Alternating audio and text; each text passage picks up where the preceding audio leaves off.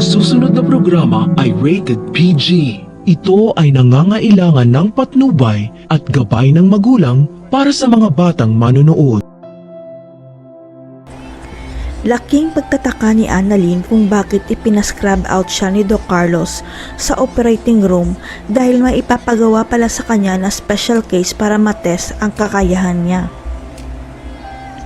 Binawi kasi ni Carlos ang slot na para sana kay Annalyn para maging representative siya ng Eastridge sa gaganaping conference sa Japan dahil lang sa maling akala niya. Nalaman kasi ni Carlos na baka lumipat na si Annalyn sa Apex dahil nabawi na ni Doc RJ ang Apex kay Moira kaya dapat lang na bumalik si Annalyn sa ospital ng tatay niya.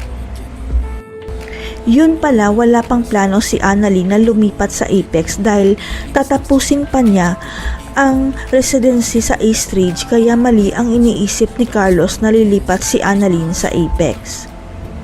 Pero si Carlos nagmamatigas pa rin na huwag ipadala si Annalyn sa Japan dahil sa isip niya baka sabihin ng iba na malakas ang kapit ni Annalyn dahil stepdaughter siya. Pero ang totoo, mainit talaga ang dugo ni Carlos kay Annalyn dahil anak siya ni RJ, kaya gagawin niya ang lahat para pahirapan ang buhay ni Annalyn habang nasa Eastridge. Hanggang sa dumating ang artistang si Pokwang sa Eastridge dahil kailangan niyang pag-aralan ang buhay sa loob ng ospital para sa gagawin niyang bagong pelikula. Kilala ni Pokwang ang totoong may-ari ng Eastridge kaya piniyagan siya na sa Eastridge niya gagawin ang research niya at si Annalyn ang inatasan na maging partner niya sa study. Dito na napagtanto ni Annalyn na tinetest siya ni Carlos para patunayan nito kung karapat-dapat ba siyang ipadala sa Japan kaya dapat tulungan ni Annalyn si Pokwang. Labag man sa kalooban ni Annalyn noong una na tulungan si Pokwang dahil hindi naman related sa specialty niya ang research, nagbago ang isip niya dahil test pala ito ni Carlos.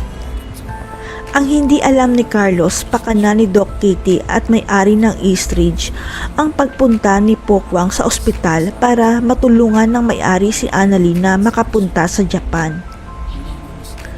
Kaya palalaking gulat ni Carlos na si Pokwang pala ang special case nila dahil wala rin siyang alam na nagsumbong pala si Doc Kitty sa may-ari ng Eastridge na lola ni Annalyn.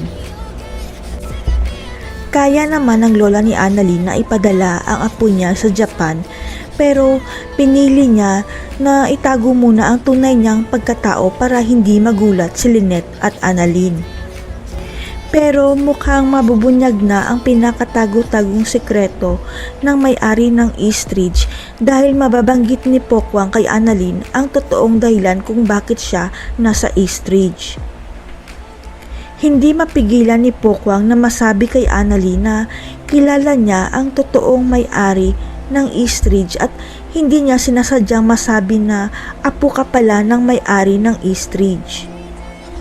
Kaya kahit anong pagkontra ni Carlos na huwag ipadala si Annalyn sa Japan, makakapunta pa rin si Annalyn kasama ni Lyndon dahil successful ang pagtulong niya kay Pokwang.